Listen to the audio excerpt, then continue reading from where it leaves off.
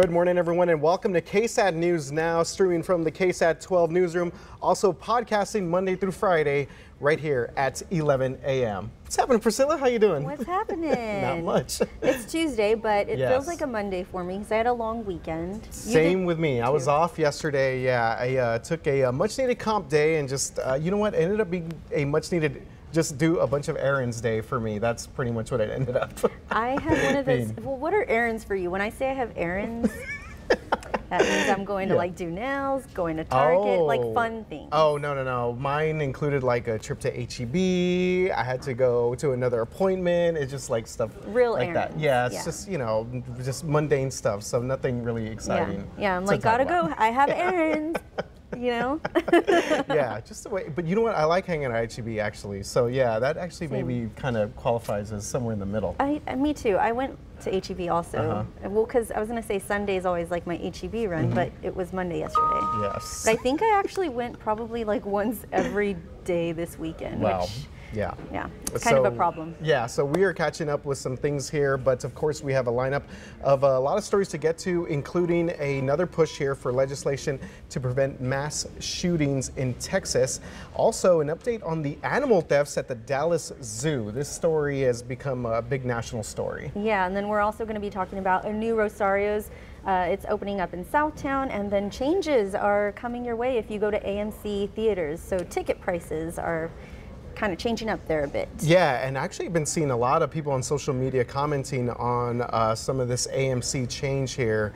So we will talk about that because, yeah, it's a lot of uproar about it over the past day or so. Well, yeah, I mean, we can get into a whole nother conversation, but we'll save it. So first, we really want to get to an update on the Andre McDonald trial. So nearly 3 years after his wife's death, Andreen McDonald, her husband, has been sentenced. That's right. So this was the latest information in this very high-profile trial. A judge has sentenced Andre McDonald to 20 years in prison, and this is just 3 days after a jury found him guilty on a charge of manslaughter instead of murder. And this all stems back to the 2019 death of his wife, Andreen, which over the last 2 weeks of the trial revealed so much more about their relationship. Yes, so we mentioned Andre's trial started as a murder trial, but after he testified about their relationship, you know, between him and Andreen, and a fight that he says led to her death, that charge was reduced to manslaughter. His testimony also included details about him dumping Andreen's body, burning it, and trying to cover up her remains with cow bones. Yeah, just some pretty horrific details that were revealed here throughout his testimony. Andre is eligible for parole in 7.5 years because of time already served. Remember, this is a case that obviously goes back about 4 years now. And in a statement, Bexar County District Attorney Joe Gonzalez said that, in part, quote, "Although nothing we do will bring Andreen back, this sentence will bring some finality and closure to her family. It is our hope that holding the defendant accountable for manslaughter will bring some measure of justice to the memory of Andreen," end quote. Yeah, and part of his statement also talked about domestic violence and trying to work to prevent that here in Bexar County. But this was one of those cases that I, you know, got to see from start to finish, where when she was missing, we were reporting that on air, and then slowly the details about what happened started to come out, and we've been following it here this entire time. Erica Hernandez did a really good job, you know, covering that trial for us. But yeah, it finally some closure. I'm not sure it was the outcome that the family may have wanted, but he has been sentenced to 20 years. Yeah, and I believe as that was the maximum punishment that was allowed by the judge to do that sentencing there. And I believe Erica also reported on Friday that that this is actually kind of a win for the defense in this case, that they were able to remove the murder charge, get him for manslaughter. But I mean, just you know, 4 years after Andreen, you know, disappeared, you know, maybe some closure there, but still, I would imagine that the family still has a lot of questions about the entire process. And yeah, after hearing his testimony, that was definitely tough news there for that family. Exactly, and I didn't really think he was going to testify, but when he did, and just the things that he revealed, I think that had a lot to do with changing the outcome of this. Yeah. But again, we just hope that this brings her family some closure. Absolutely. Yeah, and again, a great job by our court reporter, Erica Hernandez, our photojournalist, Misael Gomez, in covering that trial. Really for the past 2.5 weeks, that was a lot of work that they put into that, including our live streaming crew here as well. Moving on to some other news this morning, State Senator Roland Gutierrez, we know that he's been really pushing for a lot of changes here legislation-wise when it comes to mass shootings here in Texas. So he is in Austin this morning. Yes, he's going to be having a press conference that's scheduled for later today where he's going to talk about radio operations in rural counties, increasing school safety, improved emergency responses between state and local police, along with plans to create a monument for mass shooting victims in the Texas State Cemetery. All right, and this, of course, all stems from what he has done in the wake of the Robb Elementary School shooting. So he'll also make funding requests for safety measures in schools and mental health care. And this is the second release of several expected packages of Uvalde legislation, which, again, Senator Gutierrez has been spearheading here. Yes, so 2 weeks ago, Gutierrez released legislation that focused on increasing state and local accountability, removing qualified immunity, and providing compensation for affected survivors and families. So, like you mentioned, he's been really big, following the aftermath of that shooting, and he's been working towards this. So hopefully he'll be able to get some of it passed. Yeah, definitely. So a lot of things on the table there, and we'll see, like you mentioned, a lot of it has to go through, the legislature, and a lot of things have to happen there. But also, a lot of the families there in Uvalde have been with him for all of these press conferences, basically, as they sort of continue their fight there for accountability as well up in the Austin area. So that's generally, when you want to try and get stuff done, that's where it needs to happen, for sure. And again, we're going to be getting that update a little bit later this afternoon, so we will be having coverage in some of our later newscasts. All right, so moving on to this statewide story that became a huge national story here.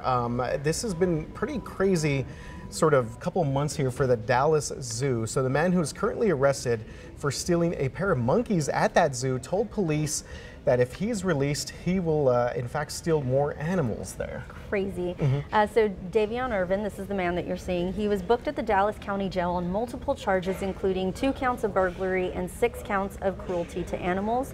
Now, according to the Associated Press, he was arrested after he was spotted at the Dallas World Aquarium, where an employee recognized him from coverage of the news linked to these animal thefts at the zoo. Now, he did admit that he was planning on stealing the clouded leopard Nova that was released, and the fence was cut, but he only managed to pet it. Okay, so yeah, a lot of interesting details coming out of here, the police affidavits. So that's the leopard. We talked about Nova that escaped the zoo from a cut fence last month, and of course he was found with the 2 monkeys there at his home. And so the police affidavits actually have a lot of information about this, including, as you mentioned, the charges, 6 total charges there. But apparently he had the monkeys, also pigeons and cats were also at his home. Yeah. So definitely kind of a scene that we see this a lot with animal hoarders and like animal control officers. When they go into these scenes, it's definitely not the obviously not the most hygienic situation there. Yeah, and then apparently there was also a vulture, I believe, but he hasn't been linked to that one. So they're still investigating whether he had anything to do with that particular bird or what his motive is in all of this. I mean, it's a really strange story, but yeah, at least they have him in custody for now. Yeah, and so we will continue to get more information there. Apparently, also, there was a tip that came in from a pastor there that recognized him as well, and this was the same day that authorities released a photo of him from the zoo, that surveillance video that we saw of him walking there. So very bizarre case, but I think it seems for the most part that police kind of have the person that they were looking for, and just kind of a scary thing to think about, just letting these animals loose. Not only for the animals, but of course in that neighborhood, I'm sure a lot of people were concerned about the safety of maybe their own animals too, with some of these their animals getting loose. Yeah, just a crazy scene there. Yeah, it's fortunate that nobody was hurt with all of this, so including him, because could you imagine cutting this open to like a leopard? And I don't know. Yeah, seen some stuff at zoos that have been unfortunate there when it comes to some of the patrons. All right, well, switching gears here a little bit, we are talking about a local food favorite. Okay, you're rubbing your hands. That's good news. And it's reopening its doors this week back in Southtown. Yes, so Rosarios, they're going to open their new location on Friday. It's on St. Mary's near Cesar Chavez Boulevard, and that's just right down the street from the old location. All right, so we're looking at some video here of the old location. So it originally closed its doors in November, but this new 2-story restaurant, it's going to have indoor dining and outdoor patio, courtyards, and apparently this awesome mural outside that's in one of the courtyard areas. You have to have a mural when you're downtown, right? Yeah, it's just part of the look now. Part of the cultura, good shot, right? Yeah. So the ground level dining room will feature a menu with Rosario's favorites such as shrimp nachos, fish tacos, ceviche, and my favorite, enchilada plates. Yeah, the enchilada plates are always the fan favorite there. I see Sir Spivey also nodding. Enchiladas verdes? Yes. Those are the my best. God, the best. I melt. All right, so they are also offering a few new things too, a few new menu items, and they're also going to have a rooftop bar. So this bar is going to have views of downtown, and it's going to be for people 23 and older. It's been a little bit of a trend here with some of these bars doing a little bit older crowds, and they will have obviously cocktails up there.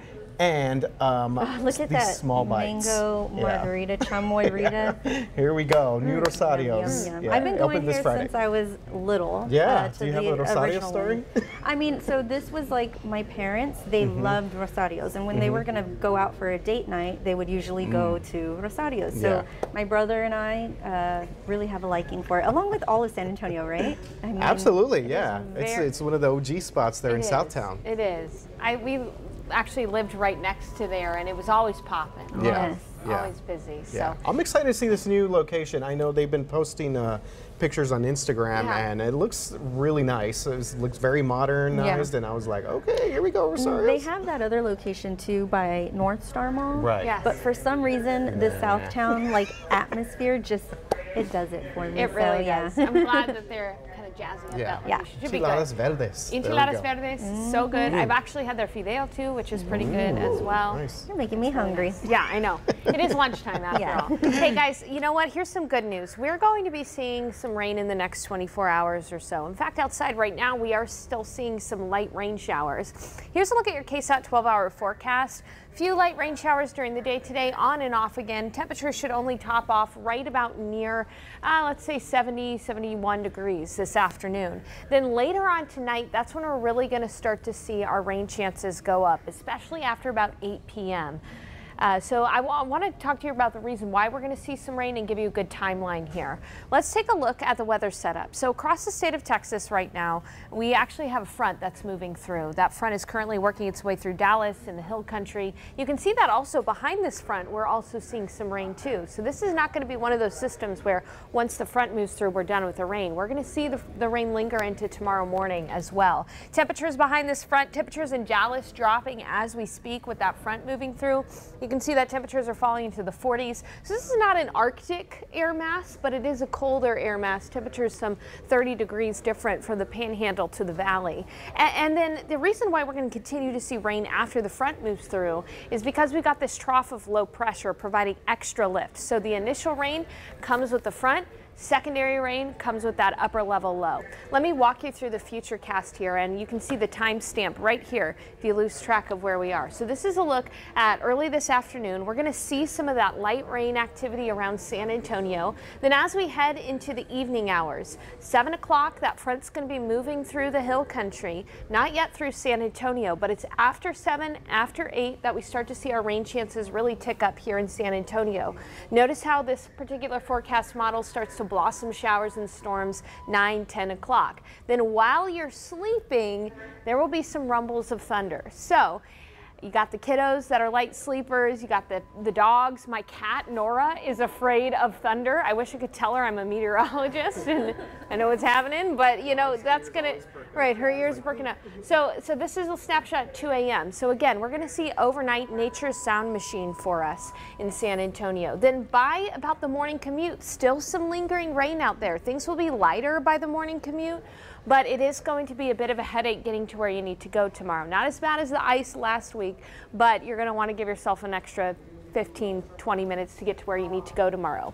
Then by about lunch, all that will start to clear off to the east, and we'll see sunny skies by the end of the day. So as far as rainfall goes, I mean, this is looking like it could be a pretty beneficial rainfall event for us. We're talking anywhere from ½ an inch to an inch of rainfall around San Antonio, on average about 3/4 of an inch. Higher rainfall totals up near Austin, but still, we'll take this rain. We need it. We're still in exceptional drought.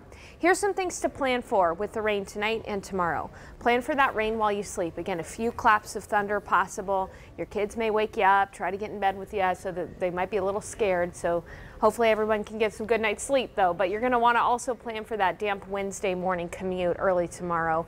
So give yourself an extra time to get to where you need to go. Widespread beneficial rain, ½ an inch to an inch. That is good news. What we'll be watching for is a strong storm tonight, maybe capable of some gusty winds, perhaps even some small pea-sized hail. Now that's not going to do any damage to any of your property, but it could create a little bit more noise. The main severe weather threat is further east toward Houston, but we'll be keeping an eye on things. Now once that front moves through tomorrow, we're going to look at a high temperature of 60 degrees, so much cooler during the day tomorrow. Thursday, as we kick off the rodeo, pleasant with highs in the 70s, but then we get another front that moves through. This one will be dry and it'll really knock our temperatures down quite a bit. We'll be looking at mornings in the 30s, even a freeze Saturday morning, a light freeze at least, and highs will be in the 50s and 60s to round out the week. So a lot to cover. We'll have that KSAT Weather Authority app. Have it handy because if we need to, we'll go live right to your phone. Do an app cast like we did last week. Ooh, and it looks like it's going to be just the perfect way to ring in the San Antonio Stock Show and Rodeo on Thursday. I think so. Really nice weather, and then becoming windy behind that front on Thursday. Yeah. Well, always good to know that, yeah, the pets will definitely sense it. They have that sixth sense. They do. They do. Our dog's always like, ears perked right up. Yep. And she's just like, yeah, she does not have a good night. when I the like sun's how she real said, though, it's nature's sound machine. Yeah. Because I sleep so good when it's raining outside. Really? Yeah. Your Wow. kids wake you up though? No, That's because, awesome. Yeah, they sleep with sound They're- machines already, so it's like Oh. That's no. good. Yeah. Okay, yeah. Yeah. You're just a really deep sleeper then. I love it. It's like music to my little sleepy ears. Yeah, all right. Well, this was not music to many people's ears. AMC Theaters announcing a new ticket system yesterday where they'll charge for tickets based on your seats. So before we talk about this, where do Okay. you like to sit? Are you closer to the screen, further away? The back. The back? Yeah, I like the back. Back center, a little bit to the left. Actually have already a booth at the Palladium under my, no, I'm just like- But yeah, usually in the back. I like Back. kind of getting like a full view of everything. See, that to me, it's too wide, and then I get distracted by like what everyone's doing. So That's true. middle off to the side is like perfect for me. Okay, middle off to the side, yeah. But anyway, so this new program or the initiative is called Sightline, and AMC has described it by, a way for moviegoers to have the option to pay more or less for a movie ticket based on their seat selection. All right, so here are the 3 tiers. There's standard sightline, which is the most common and traditional cost of a ticket, which that's already gone up anyways. A value sightline, which are the seats in the front 2 rows. Hate those, including of course, the disability seats, and preferred sightline, which are the middle seats. That's Those me. are the big money seats right there. So these sightline seats will only be applied for shows after 4 p.m., which is kind of when everybody's going usually, unless you like matinee like me. But they do plan on rolling this new system out by the end of this year. So this is AMC Theaters. Right. Not Santikos. No, yeah. So- And we were talking a little bit earlier. So I've been going to the Palladium forever, and they actually have like a little VIP booth area. Yeah. It costs a little bit more, but they used to give you free popcorn when you used to book that. So I always saw I was like, okay, I'm going to buy popcorn anyway. They don't do it anymore, but No. whatever. I guess I just got used to sitting up there. It's probably one of those things where TikTok gave it all away, right? Yeah, I guess so. All right. Well, thank you guys so much for watching, and we will see you tomorrow at 11. Have a good one, y'all.